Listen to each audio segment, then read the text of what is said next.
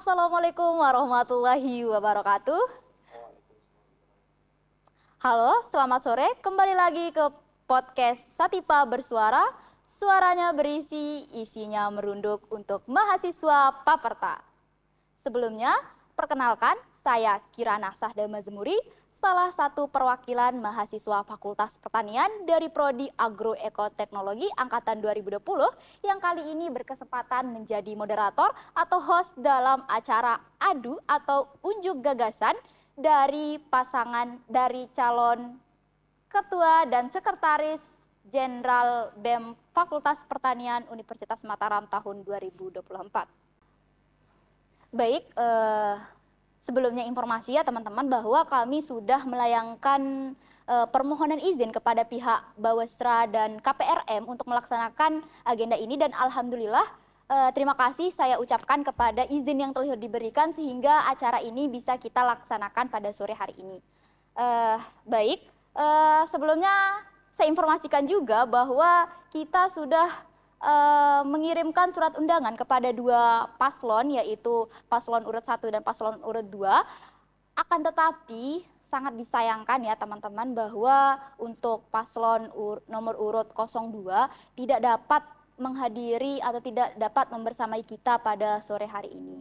Tapi jangan bersedih teman-teman karena ada paslon urut 01 yang masih bersedia bersamai kami di podcast pada sore hari ini.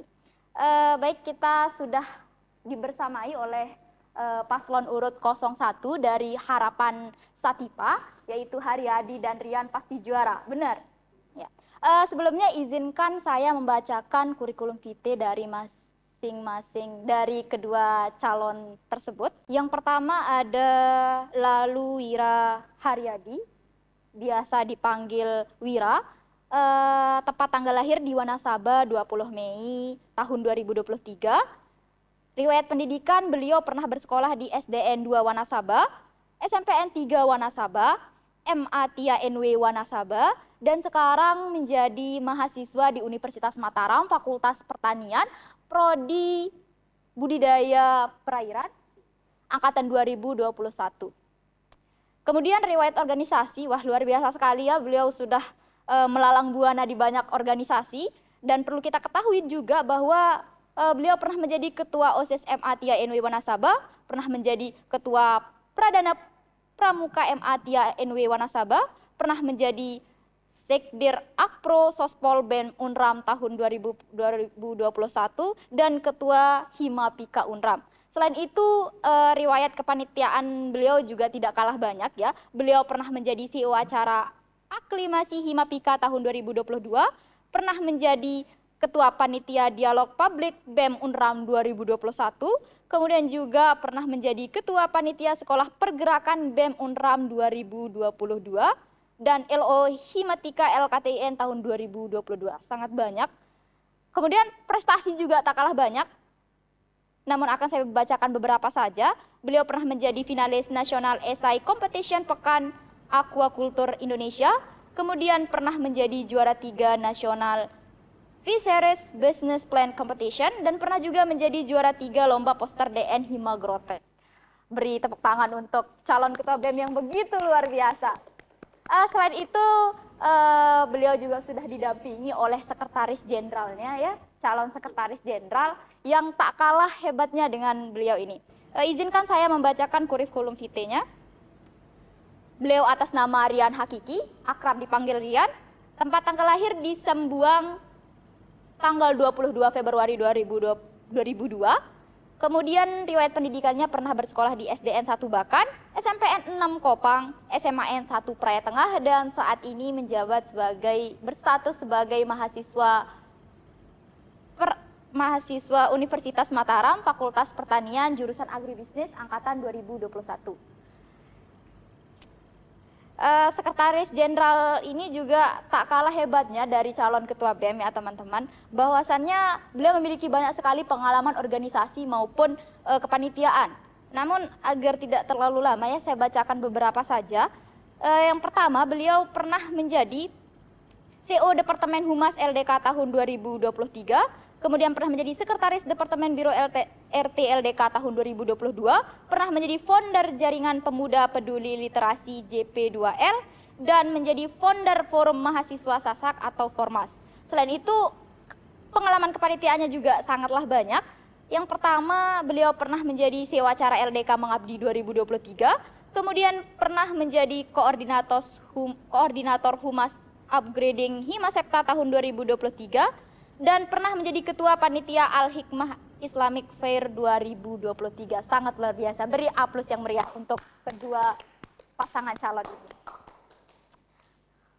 Baik, tanpa kita berpanjang kalam ya teman-teman, yang mungkin paling ditunggu-tunggu ya, dan alasan kenapa kemudian podcast ini kita adakan begitu. Jadi saya di sini sebagai cerminan dari mahasiswa Fakultas Pertanian yang bisa dibilang awam akan pesta demokrasi. Mungkin banyak lapisan masyarakat dari Fakultas Pertanian ini yang bingung gitu. Siapa sih yang harus saya pilih? Atau bahkan mungkin bingung, kenapa sih saya harus milih gitu. Jadi teman-teman menonton dan menyimak podcast ini sampai akhir merupakan langkah yang tepat sehingga nanti teman-teman bisa mengetahui siapa sih yang harus saya pilih, kenapa saya harus memilih, dan untuk apa saya memilih gitu. Jadi alangkah baiknya teman-teman menyimak ini sampai selesai yang pasti. Oke, perlu kita ketahui teman-teman bahwa ada banyak sekali isu-isu yang perlu untuk kita diskusikan sehingga nanti teman-teman yang meragukan mau memilih siapa bisa melihat kapasitas atau pemikiran serta pola pikir dari dari calon yang ada gitu. Jadi ketika teman-teman mendengar gagasan-gagasan yang telah disampaikan bisa menjadi pertimbangan teman-teman nantinya gitu.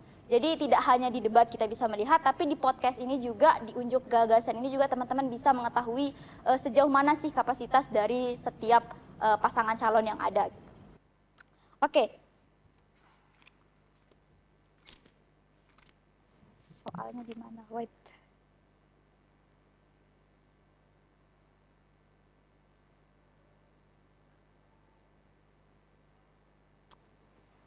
Oke teman-teman, nggak usah tegang ya, karena kita mungkin lebih ke berbincang-bincang aja. Saya juga pengen tahu sih sejauh mana gagasan teman-teman untuk Fakultas Pertanian yang lebih maju tentunya. Oke, saya mulai dari isu sederhana yang cukup kompleks, yang sering sekali dirasakan oleh seluruh mahasiswa, entah bukan di pertanian saja, tapi menurut saya ini untuk seluruh mahasiswa UNRAM. Jadi begini, seperti yang kita ketahui, kadang ada ketimpangan yang terjadi dalam sebuah fakultas. Misalnya kita sebagai mahasiswa yang awam itu kadang tidak tahu seperti apa regulasi yang tepat. Misal contoh yang sekarang yang sedang hangat-hangat itu terkait MBKM ya teman-teman. Bagaimana cara kita kemudian bisa ikut MBKM, bagaimana cara kita bisa mengkonversi MBKM tersebut, dan itu mungkin yang menjadi permasalahan umum yang dirasakan oleh masyarakat Paperta begitu. Khususnya saya juga merasakan hal tersebut, di mana saya sangat sulit sekali untuk begini. Saya ingin mengkonversi sesuatu yang seharusnya kalau di fakultas lain itu bisa dikonversi. Tetapi ketika saya ingin mengkonversi itu di Fakultas Pertanian, itu sangatlah susah. Bukan saya aja yang mengalami, tapi teman-teman saya juga mengalami hal ini, sehingga kemudian sebenarnya faktanya dari atas birokrasi itu sudah punya alur regulasi yang benar. Hanya saja kita yang di bawah atau masyarakat umum ini tidak mengetahui alur tersebut. Sehingga kita yang di bawah itu ricuh, oh begini, oh begitu, kita tidak tahu apa-apa. Yang menjadi permasalahan di sini adalah tidak ada sinkronisasi dari setiap aspek, entah itu dari kalangan bawah masyarakat umum, entah itu dari ormawa, entah itu dari pihak birokrasi. Jadi yang ingin saya ketahui nih dari teman-teman itu bagaimana sih cara teman-teman untuk mensinkronkan, mensinergikan atau mensolidkan semua pihak sivitas akademik, baik itu dari pihak birokrasi, ormawa, bahkan ke mahasiswa umum yang ada di Fakultas Pertanian, sehingga tidak ada ketimpangan yang terjadi, semuanya berjalan dengan baik dan benar. Mungkin bisa dijawab oleh Wira. Oke, baik, saya izin menjawab ya. Bismillahirrahmanirrahim. Assalamualaikum warahmatullahi wabarakatuh. Hidup mahasiswa, hidup rakyat Indonesia, hidup perempuan Indonesia, hidup pertanian Indonesia. Baik, terima kasih hari ini kita telah diundang oleh teman-teman dari BEM Pertanian 2023 untuk mengadakan podcast Adu Gagasan Paslon Calon Ketua dan Sekretaris Jenderal BEM Pertanian 2024. Dan sekali lagi kami ucapkan terima kasih mengenai pertanyaan yang telah disampaikan atau telah ditanyakan kepada kami. Itu merupakan hal yang normatif sebenarnya, yang sudah sering kita lihat. Bagaimana kemudian kehadiran Badan Eksekutif Mahasiswa yang seharusnya mengakomodir semua, baik itu dari segi mahasiswa, ormawa, dan birokrasi, untuk bagaimana kita mensinkronkan dan menselaraskan program kerja, kegiatan-kegiatan, dan informasi yang akan kita sebarluaskan kepada mahasiswa dan ormawa tersebut. Jadi ada beberapa hal yang memang ini kita lihat ini secara bukti empirisnya bahwa sering terjadi sebuah miskomunikasi antara birokrasi, mahasiswa, ormawa, terlebih dari BEM juga. Jadi peran BEM di sini yang memang kita harapkan mampu menjadi jembatan dari birokrasi, baik itu informasi, kebijakan, dan segala macamnya untuk terus langsung turun ke bawah. Yang dalam artian turun ke ormawa tersendiri langsung ke mahasiswa umumnya. Jadi semisal kalau ditanyakan tentang MBKM, tentang regulasi mengenai apa tadi? Tentang konversi SKS ya, Iya. yang mengambil MBKM dan untuk akademiknya. Jadi memang harus jelas, itu harus jelas dari birokrasi, bagaimana kemudian birokrasi memberikan konversi kepada mahasiswa. Dan peran BEM di sini merupakan sebagai instansi yang akan lebih memperjelas lagi bahwa kebijakan MBKM ini memang harus sudah dihandle oleh birokrasi, dan sering terjadi beberapa regulasi yang berbeda dari tiap-tiap fakultas. Ini yang menjadi kekeliruan yang terjadi di mahasiswa. Karena mahasiswa itu sering mengambil gambaran itu dari teman-teman mahasiswa juga, terlebih-lebih dari mahasiswa luar fakultas mereka. Ketika semisal di fakultas ekonomi, semisal dia mampu mengambil mata kuliah lain, namun dia mampu mengkonversi di fakultasnya itu mata kuliah yang ini seperti itu. Dan di pertanian itu tidak bisa seperti itu. Nah, ini yang menjadi kekeliruan yang memang harus dipertegas. Jadi semisal BEM 2024 itu harus mampu memberikan informasi yang jelas kepada mahasiswa terkait konversi SKS, biar mahasiswa tidak terjebak dalam program pemerintah yaitu MBKM. Karena udah banyak terjadi bahwa mahasiswa yang memiliki angan-angan tinggi, angan-angan yang wow gitu tentang MBKM, namun selesai MBKM mereka kebingungan. Karena apa? Karena konversi SKS yang tidak sesuai dengan harapan mereka. Nah, ini yang harus diperjelas. Jadi kehadiran BEM sangat diperlukan di sini untuk memperjelas bagaimana sih regulasi konversi SKS untuk mahasiswa yang akan mengikuti program MBKM. Jadi di sini kita akan menyatukan, jadi kita membuat sebuah bentuk konsolidasi seperti itu antara ormawa, antara BEM dan birokrasi untuk membicarakan hal ini. Jadi biar ini ada transparansi konversi SKS seperti itu. Kalau kita bicara tentang melibatkan ormawa dan birokrasi, jadi harus ada konsolidasi untuk membahas hal tersebut. Jadi biar selaras, jadi ormawa yang semisal kayak himpunan itu jelas dia akan memberikan langsung informasi kepada mahasiswa di prodi mereka. Misal kayak Himapika, Himakel, Himasepta, itu jelas akan langsung membuatkan press release bahwa ini hasil, bahwa MBKM ini akan mengkonversi bla bla bla seperti itu. Dan itu kan jelas dipertimbangkan oleh mahasiswa yang mau ikut ataupun yang tidak mau ikut MBKM.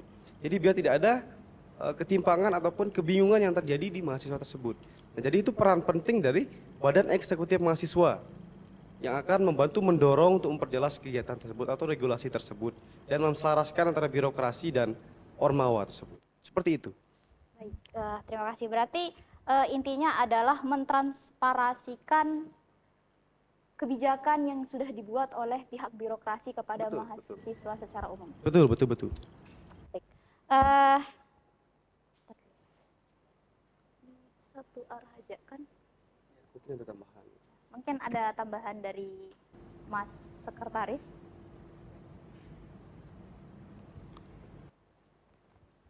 Cek cek. Ya. Oke, bismillahirrahmanirrahim. Assalamualaikum warahmatullahi wabarakatuh. Waalaikumsalam. Eh, Meneruskan apa yang menjadi pertanyaan dari moderator tadi terkait dengan bagaimana cara untuk kita sama-sama melihat isu-isu ataupun program-program yang diberikan dari pihak birokrasi yang kemudian mengalami turbulensi pada saat pelaksanaannya. Jadi begini kalau pandangan saya, hal permasalahan semacam ini itu harus kita sama-sama selesaikan. Dan salah satu cara untuk kita sama-sama selesaikan itu adalah dengan melakukan suatu kolaborasi, baik antara birokrasi, kemudian antara BEM fakultas, kemudian antara UKM-UKM ataupun HMJ yang ada di Fakultas Pertanian ini. Nah, kesatuan itu akan membuka nanti ruang bagi mahasiswa secara umum yang tentunya bukan hanya yang mengikuti organisasi, melainkan mahasiswa yang tidak mengikuti organisasi namun menginginkan adanya program tersebut, sehingga nanti transparansi akan transparansi akan administrasi tersebut bisa didapatkan dengan jelas oleh mahasiswa secara umum. Kemudian terkait dengan bantuan juga, kita sebagai badan eksekutif maupun antar kolaborasi baik yang di birokrasi maupun yang dari Ormawa itu harus sebenarnya kita sama-sama diskusikan bagaimana bantuan-bantuan terkait dengan kendala-kendala yang dilakukan oleh mahasiswa secara umum. Nah, oleh sebab itu mungkin dengan hadirnya harapan Sativa ini bisa menjadikan kita salah satu solusi atas harapan-harapan yang diberikan oleh mahasiswa, sehingga masalah-masalah yang ada di Fakultas Pertanian ini terutama terkait dengan MBKM itu bisa kita sama-sama selesaikan. Baik, terima kasih. Berarti saya izin memperjelas kembali. Boleh. Bahwasanya teman-teman akan bukan mengakomodasi, tapi lebih ke memberikan lebih ke wadah kepada seluruh masyarakat, mahasiswa umum lah bahasanya, agar mereka bisa mengetahui informasi. Jadi ketika mereka akan memilih program MBKM apa yang akan mereka pilih, mereka sudah tahu apa aja konsekuensinya nanti. Jadi mereka tidak akan mempermasalahkan kenapa ini tidak bisa dikonversi, kenapa ini bisa dikonversi, karena dari awal sudah ada transparansi yang jelas akan regulasi dari MBKM tersebut, begitu. Ya. Mungkin tambahan sedikit juga terkait dengan adanya transparansi. Kita juga sebagai salah satu lembaga yang mewadahi tersebut harus senantiasa kita sama-sama junjung atau bimbing mahasiswa yang akan melakukan program tersebut, sehingga mereka bisa melakukan administrasinya dengan mudah gitu. Kejelasan kayak misalkan administrasinya seperti cek kesehatan, bagaimana administrasinya itu kita sebagai BEM di sini itu adalah salah satu wadah ataupun salah satu orang yang siap untuk membimbing. Sampai sejauh mana? Ya, sampai administrasi tersebut tuntas. Berarti setelah program MBKM masih juga membantu mahasiswa? Nah, kalaupun ada masalah, kami dari BEM siap untuk membantu. Kita ingat janji dari pasangan calon di sini. Baik, mungkin kita cukupkan untuk masalah pengintegrasian atau pensinkronan antara setiap unsur sivitas akademik yang ada di Fakultas Pertanian. Saya rasa sudah cukup jelas. Kita lanjut ke isu berikutnya. Karena kita adalah mahasiswa Fakultas Pertanian, tentu saja isu-isu atau permasalahan-permasalahan tidak akan lepas dari pertanian itu sendiri. Yang menjadi poin menarik di sini adalah, sekali lagi saya adalah penikmat kebijakan. Saya sama dengan teman-teman yang ada di sana, saya adalah penikmat kebijakan. Yang selalu saya soroti dari pertanian itu sendiri adalah momentum Hari Tani. Ya, itu adalah salah satu acara yang menjadi acara yang ditunggu-tunggu oleh semua kalangan pertanian, gitu, termasuk saya. Kalau boleh tahu, harus tahu sih. Apa program yang akan teman-teman tawarkan untuk memenuhi momentum Hari Tani tahun depan? Jikalau terpilih ya. Jikalau terpilih ya. Iya. Amin. Ah, Oke, ketika kita berbicara tentang pertanian, terlebih kita mahasiswa pertanian seperti itu jelas. Bagaimana kemudian kita akan mengantisipasi, kita akan memberikan atensi terhadap kebijakan-kebijakan pertanian, baik itu dari pemerintah maupun dari stakeholder terkait, tentang bagaimana kemudian kita sama-sama mensukseskan dan sama-sama kita mensejahterakan petani tersebut. Di sini dipertanyakan bahwa program apa yang akan dilaksanakan pada kegiatan Hari Tani gitu ya. Jadi memang kegiatan Hari Tani ini bisa kita bilang sebagai salah satu program goals atau program yang akan memang dinanti-nantikan oleh masyarakat Paparta itu sendiri. Kenapa? Karena memang kalau kita memang betul paham esensi dari mahasiswa pertanian itu, memang jelas kita harus memperingati Hari Pertanian ini itu dengan sebaik-baiknya dan memberikan seluas-luasnya manfaat kepada masyarakat seperti itu. Jadi jika kita disuruh untuk mensepil nih, iya. jika Boleh terpilih mensepil, Mas. mensepil salah satu ataupun beberapa program di kegiatan Hari Tani, itu pertama kita akan memberikan warna baru. Karena mungkin ini memang belum pernah diadakan sebelumnya oleh BEM-BEM sebelumnya, senior-senior kita, kakak-kakak kita yang di BEM. Jadi harapan Satipa akan memberikan inovasi baru terhadap Hari Tani ke depannya. Itu pertama kita akan memperkenalkan atau mensosialisasikan bagaimana pentingnya pertanian itu kepada anak-anak. Ini yang jarang dilakukan oleh mahasiswa. Karena mahasiswa menganggap bahwa memberikan edukasi kepada orang tua atau pelaku itu udah hal yang wow gitu. Tapi mereka lupa bahwa kita punya regenerasi. Nah, itu.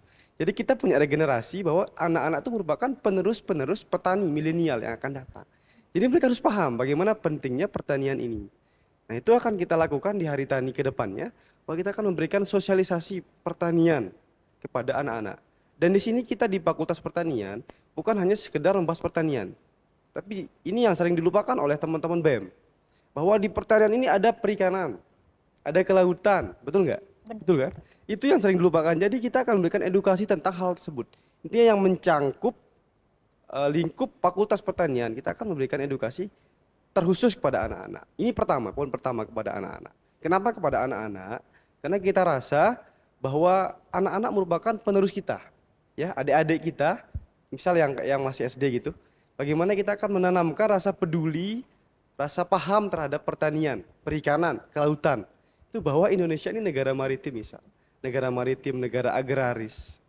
Jadi itu mereka harus tahu. Jadi misal kalau kita memberikan contoh konkret nih, di pertanian kita akan memberikan sosialisasi dengan mengajak mereka misal kayak menanam sayuran atau menanam apa.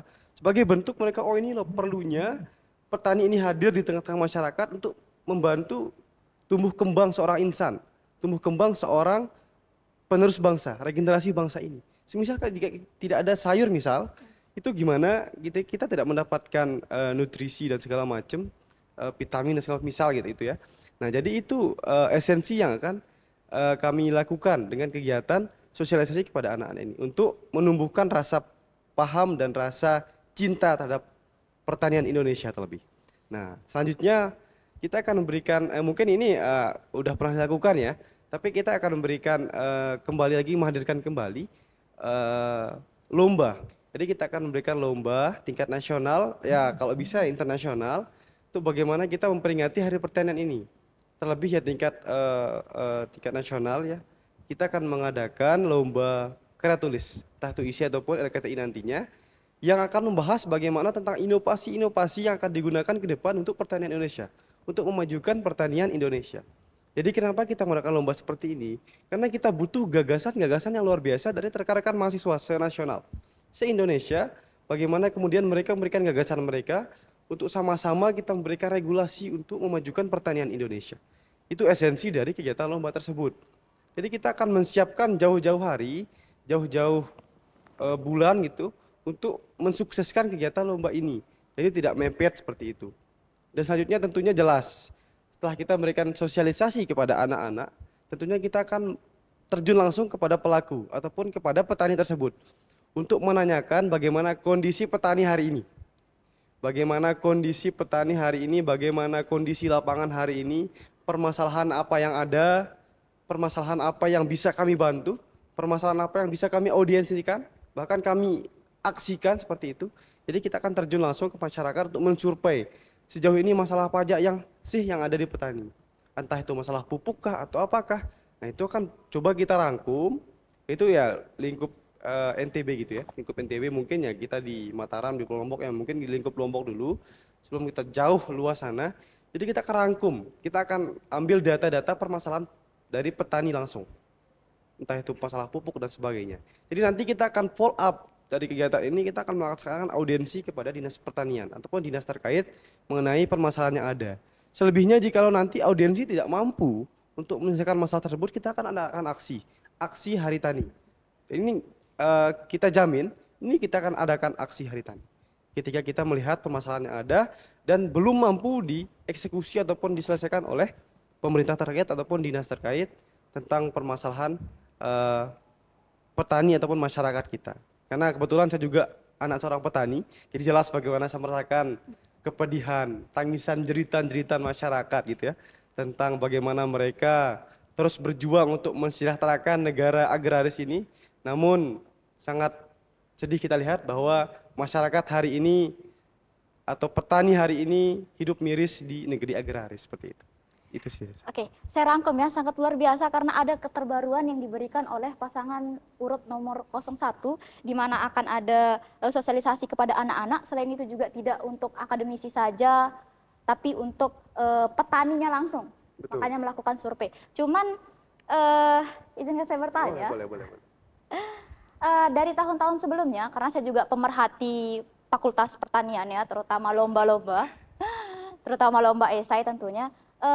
Tadi Mas bilang bahwa yang menjadi keinginannya adalah menemukan gagasan-gagasan inovatif dari seluruh mahasiswa. Akankah sampai stuck di gagasan saja? Karena tahun-tahun sebelumnya juga selalu mengadakan lomba yang sama. Apakah itu cuma sampai di sana atau seperti apa? Oke, baik. Mengenai hal tersebut, mengenai gagasan yang akan disumbangkan oleh peserta lomba yang akan kita hadirkan, itu jelas tentunya kita akan melihat bagaimana sih gagasan ini, apakah berpeluang kita gunakan di sini, misal di Lombok, apakah masih relevan kita gunakan di sini, ataukah cocok, ataukah tidak. Nah itu akan kita pertimbangkan, itu akan kita ajukan kepada dinas terkait. Oh bahwa ini kita punya gagasan, kita dapatkan dari mahasiswa luar, rekan-rekan mahasiswa se-Indonesia, untuk bagaimana kita sama-sama memberikan atensi terhadap pertanian Indonesia. Kita akan mampu menyalurkan, oh ini gagasan kami, sekiranya kami bisa dibantu untuk bagaimana kami mengeksekusi gagasan ini, entah itu baik dari segi finansial ataupun apa, kita akan coba laksanakan. Jadi kita tidak sekadar membuat lomba, tapi kita ada goals dari lomba tersebut bahwa kita akan menemukan inovasi baru, kita akan mendapatkan gagasan yang bagaimana kita akan mengeksekusi gagasan tersebut untuk hajatan baik, untuk memajukan pertanian Indonesia. Ini belum ada sebelumnya, Mas? Ini belum ada sebelumnya, Berarti karena yang buat lomba keseringan ya mereka kayak formalitas buat lomba dan setelah ada dapat finalis segala macam ya selesai.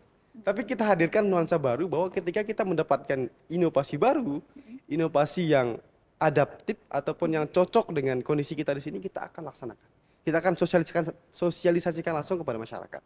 Oh bahwa ini kita dari mahasiswa punya inovasi nih, Bapak, Ibu petani, bagaimana kalau kita coba untuk melakukan ini seperti itu. Berarti tidak stop sampai gagasan. Tidak stop sampai di sana. Tapi akan mencoba untuk berhubungan ada, dengan instansi terkait untuk ya, implementasi. Seperti ada itu? implementasinya seperti itu. Oh, baik. Kami tunggu. Siap. Oke, mungkin ada tambahan dari Mas Rian. Cukup. Oh, cukup. Oke. Oke, kita lanjut ke isu berikutnya. Mungkin kita sudah cukup mengenal paslon 1 ya dari beberapa gagasan yang sudah diberikan tentunya. Cuman mungkin untuk lebih mengetahui lagi seperti apa sih paslon urut 1 ini? Kenapa sih kita harus pilih paslon urut 1? Apa sih yang menjadi kelebihan mereka? Mungkin bisa dijelaskan apa saja inovasi atau program yang teman-teman tawarkan ketika nanti terpilih menjadi Ketua BEM dan Sekretaris Jenderal Fakultas Pertanian tahun 2024. Silakan. Siapa? Mas Rian atau Wira? Oke, baik, saya dulu ya. Oke. Kenapa sih harus pilih Harapan Satipa? Ya, kalau kita berbicara tentang memilih, yaitu kan hak prerogatif dari Iya, setiap masyarakat, setiap mahasiswa Paperta gitu ya. Jadi teman-teman mahasiswa ya jelas boleh milih siapa saja, satu atau dua. Tapi saya ada sedikit quotes nih. Mungkin teman-teman boleh salah dalam menjawab jawaban UAS. Tapi jangan sampai salah dalam memilih pemimpin. Wih, Karena apa? Karena akan berdampak panjang untuk kita. Oke. Jadi kenapa harus memilih Satipa atau harapan Satipa? Karena mungkin ya kita nggak apa ya bahasanya. Mungkin kita boleh berani mengatakan bahwa harapan Satipa punya track record yang jelas. Mungkin nanti bisa dilihat. Mungkin dari dua personilnya punya track record yang jelas. Jadi ketika kita berbicara tentang pemimpin, jadi pemimpin itu yang mereka yang ditempa, yang berproses dan berprogres, lalu siap menjadi pemimpin. Dan bukan yang tiba-tiba muncul lalu jadi pemimpin. Nah itu yang bahaya. Jadi ketika orang bertanya kenapa sih harus memilih harapan Satipa, ya lihat track recordnya gitu kan. Jadi kenapa kita berani maju di sini? Kenapa kita berani duduk di sini? Karena kita punya hajatan baik. Kita punya gagasan jelas. Kita punya goals di BEM tahun depan, di BEM 2024. Bahwa hadirnya kita akan memberikan nuansa baru, akan memberikan warna baru terhadap Paperta itu sendiri. Jadi harapan saya di demokrasi di pemira tahun 2024 ini bukan hanya sekedar pesta, tapi merupakan ajang titik balik demokrasi mahasiswa untuk terus melahirkan pemimpin yang berkompeten dan mampu memberikan mahakarya terbaik untuk Paperta dan Indonesia. Jadi bukan hanya sekedar kita mencalonkan diri lalu melepas tanggung jawab, sekedar terpilih lalu hilang, itu kita jamin tidak ada di harapan Satipa. Untuk program-program unggulan yang kami tawarkan, mungkin nanti teman-teman bisa menantikan nih. Menantikan dan mungkin ada beberapa yang kami spill agar teman-teman mungkin bisa melihat bahwa gagasan Satipa ini jelas seperti itu.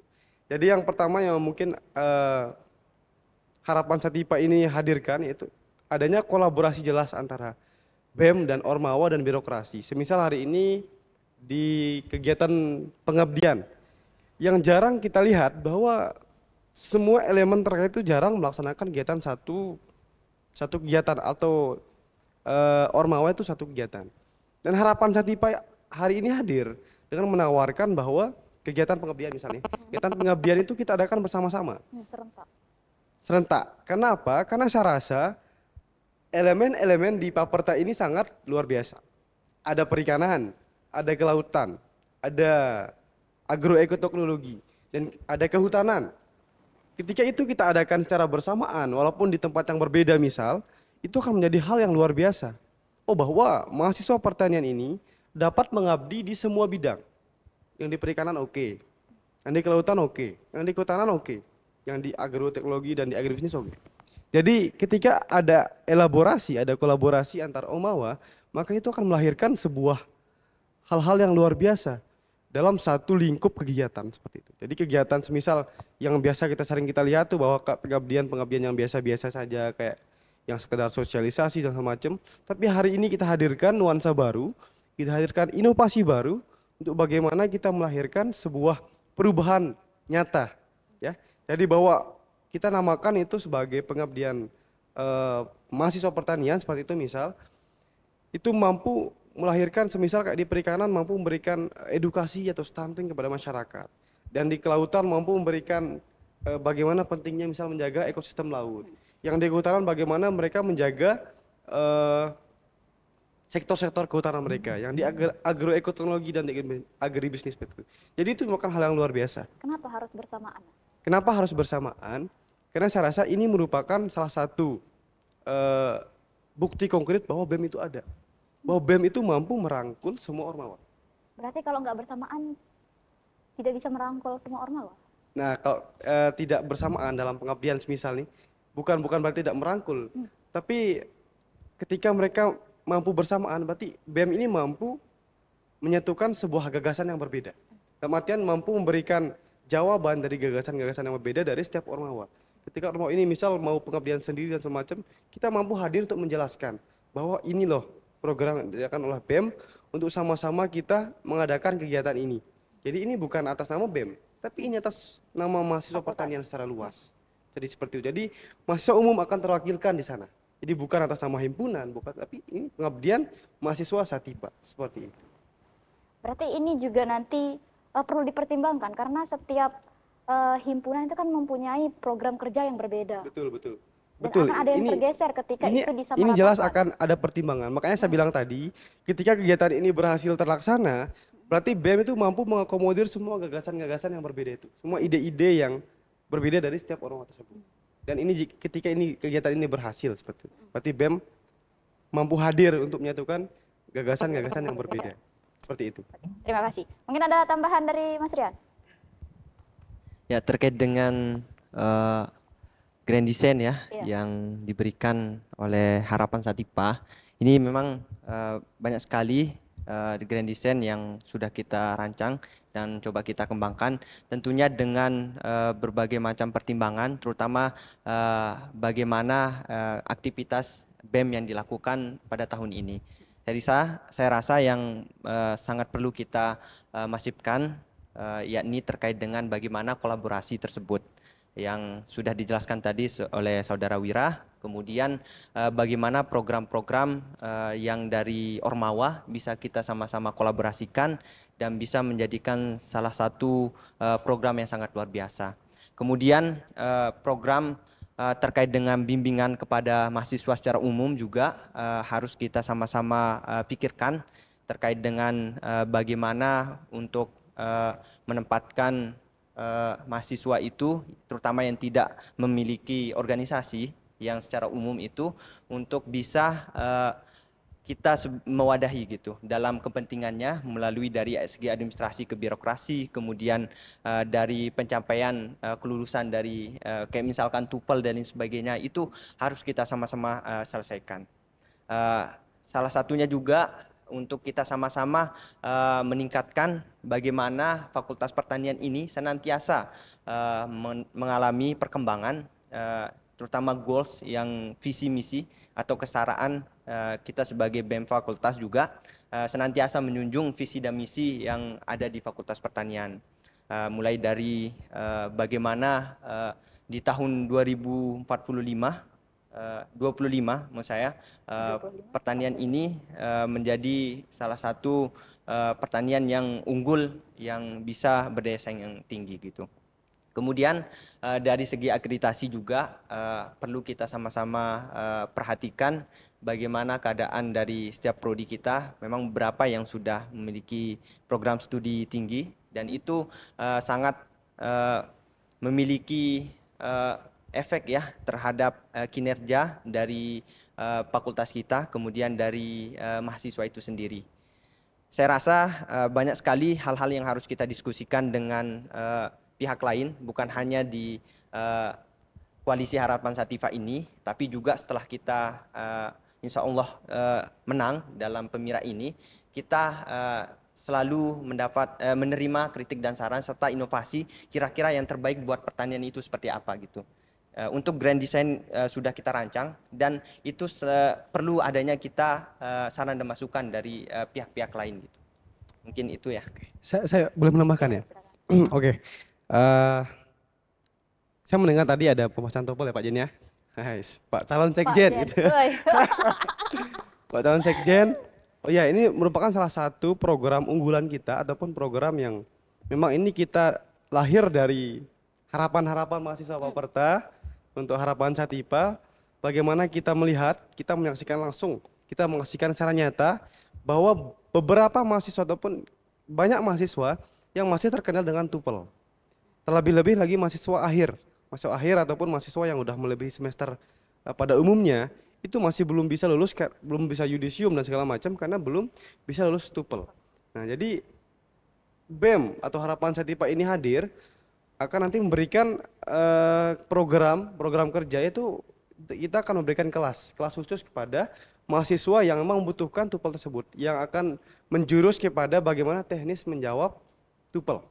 Seperti itu. Jadi nanti kan kita akan berkolaborasi dengan birokrasi dan itu kita harapkan mampu berkolaborasi dengan birokrasi, dan jikalaupun tidak mampu nanti kita akan mencari sponsor sendiri. Kita akan mencari sponsor sendiri dan mengajak kolaborasi pihak dinas terkait dan lembaga terkait tentang bagaimana membahas tentang TOEFL ini, dan ini merupakan hal yang saya rasa eh, keresahan bersama, keresahan semua mahasiswa Paperta, terlebih mahasiswa umum misal, mahasiswa Unram seperti itu, karena banyak sekali kita lihat mahasiswa yang masih bermasalah dengan tes TOEFL ini. Jadi kita hadir dan memberikan mereka kelas khusus untuk bagaimana teknis menjawab TOEFL tersebut, untuk melancarkan bagaimana mereka kemudian menjawab TOEFL tersebut dan menyelesaikan studi mereka. Karena apa? Karena ada beberapa dampak ketika mahasiswa ini tidak bisa lulus tepat karena ada gangguan di TOEFL ini. Kalau kita memandang secara objektif, ini ada dua lembaga, ada dua orang, dua apa ya? Ada dua yang terugikan. Yang pertama, mahasiswa itu sendiri, yang mereka akan terkena lulusnya, tidak bisa lulus tepat waktu, tidak bisa lulus cepat karena TOEFL tersebut. Dan yang kedua, bahkan program studi pun ataupun fakultas pun akan merasa dirugikan ketika banyak mahasiswa yang tidak bisa lulus tepat waktu. Nah, itu yang mampu sama-sama kita atensikan bagaimana menghindari itu semua. Dan ketika itu kita hadirkan, insya Allah kita akan mampu memberikan dampak untuk bagaimana memajukan Paperta ini seperti itu. Ini berarti kelas bahasa Inggris yang akan diwadahi sama BEM, Mas? Iya, kita diwadahi. Oh iya, untuk kelasnya gratis. Kita usahakan gratis untuk mahasiswa yang membutuhkan. Mahasiswa sepertanian itu gratis. Gratis. Gratis. Sudah banyak sekali ya. Oke, mungkin kita beri aplaus dulu ya untuk kedua pasangan calon ini. Saya sangat bersyukur ya duduk di bangku ini karena saya bisa langsung bertanya gitu kepada kedua orang yang menjadi calon untuk Ketua BEM dan Sekretaris Jenderal Fakultas Pertanian Universitas Mataram. Jadi saya benar-benar merasa bersyukur apa yang menjadi keresahan saya sekiranya sudah bisa terjawab gitu. Oh, nanti akan seperti ini. Saya hanya menunggu kalau memang implementasinya. Iya, saya hanya menunggu implementasi dan aksi yang akan dikerjakan oleh saudara-saudara sekalian. Oke, mungkin karena AC-nya yang terlalu dingin ya. kita bahas isu yang agak panas mungkin ya biar nggak terlalu kedinginan. Oke, ini mungkin agak sedikit sensitif, tapi boleh kita bahas. Mungkin bisa kita singgung sedikit. Seperti yang sudah banyak berseliweran di sosial media mungkin ya, karena sekarang lagi musim-musimnya pemilu. Lalala di mana-mana, di sini, di sana gitu kan. Karena mungkin sudah akhir tahun juga, di tahun depan juga ada pemilu terbesar kita gitu. Yang ingin saya tanyakan adalah bagaimana pendapat atau pendapat saja, bagaimana pendapat dari rekan-rekan sekalian terkait ketika tadi sudah di-spill sebenarnya sama Mas Wira, iya. Kalau dia itu katanya punya kompetensi, pernah track recordnya bagus gitu. Saya ingin membahas ini sedikit. Bagaimana kemudian tanggapan saudara ketika yang mencalonkan diri adalah mereka yang tidak memiliki track record yang seperti Mas Wira katakan. Maksud saya seperti ini, apakah berarti kita yang tidak memiliki track record sepantaran atau yang similar dengan yang Mas Wira punya, kemudian kita tidak berhak untuk menjadi atau mencalonkan diri sebagai sebagai ketua BEM atau sekretaris jenderal? Bagaimana? Oke, baik. Jadi kalau kita berbicara tentang mencalonkan diri, itu hak semua orang. Iya. Itu hak semua orang untuk menjadi pemimpin. Iya. Yang menjadi pertanyaan, apakah dia kompetitif ataupun apakah dia berkompeten menjadi pemimpin? Itu kan yang jadi pertanyaan. Karena apa? Karena ketika kita sudah menjadi pemimpin, kita sudah bertanggung jawab atas hal besar. Orang banyak. Kita bertanggung jawab atas orang banyak, atas lembaga dan segala macamnya. Dan jika kita bertanya apakah saya boleh calon jadi pemimpin, jelas silahkan, tidak ada yang larang Pak, itu kan. Karena itu hak semua masyarakat, hak semua mahasiswa, sebenarnya kalau jadi ketua BEM itu silahkan. Tapi kalau kita berbicara tentang pemimpin, ini kalau saya berbicara tentang fakta empiris ya, fakta empiris yang saya lihat selama menjadi mahasiswa, itu banyak sekali terjadi bahwa beberapa ataupun oknum yang menyalonkan diri itu tanpa memikirkan ataupun tanpa melihat sejauh mana sih dia berproses dan berprogres ataupun sejauh mana sih track recordnya sehingga dapat menjadi pemimpin. Itu yang sering saya lihat. Jadi ketika mereka mendaftar sebagai calon pemimpin, mereka lupa bahwa pemimpin itu harus jelas, jelas rekam jejaknya seperti itu. Biar tidak ada di tengah jalan, itu biar segala program jalan dan segala sesuatunya jalan, ini yang dilupakan oleh mahasiswa. Jadi kenapa ini menarik sekali sebenarnya, karena ini isu yang hangat sekali ya. Kalau kita Iya. tentang seperti ini, karena aduh, kita jangan terlalu jauh lah. Iya, jangan terlalu Kita jauh. bicara di mahasiswa Singkat gitu, saja. siswa gitu. Jadi seperti yang saya katakan tadi, bahwa pemimpin itu ya dia yang berproses, berprogres dan ditempa gitu, lalu jadi pemimpin, bukan orang yang tiba-tiba muncul lalu jadi pemimpin seperti itu. Jadi kenapa hari ini, semisal kayak harapan Satipa gitu, dengan PD-nya maju gitu, dengan bangganya maju, karena kita kita tawarkan track record, kita tawarkan gagasan yang jelas, kita tawarkan goals yang jelas untuk BEM Pertanian. Nah seperti itu maksud kita. Jadi ketika seseorang sekedar mencalonkan diri tanpa ada track record, tanpa ada gagasan yang jelas, itu patut dipertanyakan. Mau dibawa kemana Paperta ini? Seperti itu kan? Mau dibawa kemana BEM ini ke depannya? Kan gitu. Jadi kasihan juga masyarakat Paperta ini ketika mereka memilih pemimpin yang tidak tahu mau dibawa kemana BEM ini, yang tidak tahu mau dibawa kemana fakultas ini. Makanya saya bilang, kita boleh salah menjawab soal UAS, tapi jangan sampai salah memilih pemimpin. Jadi itu mungkin ada tambahan dari Pak calon sekjen. Dari Oke, tambahan sedikit dari saya. Sebenarnya ini sudah menjawab dari aktivitas kita. Kegiatan podcast pada sore hari ini itu sudah menjawab pertanyaan dari kakak. Bahwasanya diskusi seperti ini sebenarnya bisa kita jadikan sebagai satu acuan untuk kita melihat bagaimana kualitas dari calon-calon kita, yang dimana mungkin dari taraf kepemerintahan itu sudah sering dilakukan oleh BEM-BEM yang ada di Indonesia untuk memilih calon presiden dan wakil presidennya. Dan sekarang inovasi dari BEM Fakultas untuk melakukan podcast pada sore hari ini adalah untuk melihat gagasan dari masing-masing calon BEM Fakultas. Dan menjawab juga dari segi kualitas, kita juga menawarkan dari segi pemahaman dan pengalaman kita dalam pergerakan. Kita juga, terutama saya sama Wira juga pernah bersama dalam Badan Eksekutif Mahasiswa BEM Unram. Juga ini menjadi salah satu modal kita.